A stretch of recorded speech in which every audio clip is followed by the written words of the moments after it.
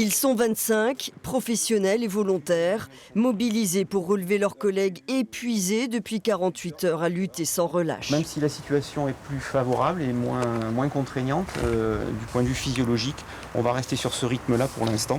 Des forces conjointes de la Haute-Vienne et de la Creuse, qu'ils soient expérimentés en feu de forêt ou en première mission, ils savent ce qui les attend.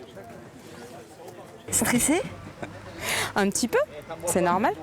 C'est la première, donc on va voir comment ça se passe.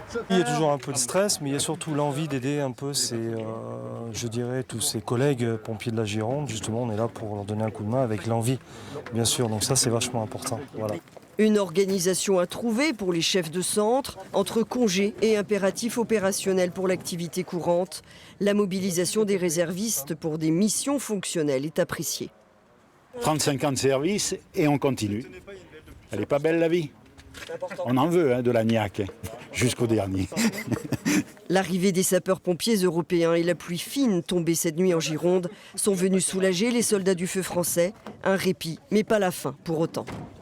Il peut y avoir des reprises de feu, donc il faut être extrêmement vigilant à sécuriser, et à noyer les dernières fumerolles. Ça va être très certainement les missions que vont connaître les sapeurs-pompiers prochainement. Sur place, la colonne est autonome avec une infirmerie et un service de maintenance. Il est prévu d'assurer les relèves jusqu'au 31 août.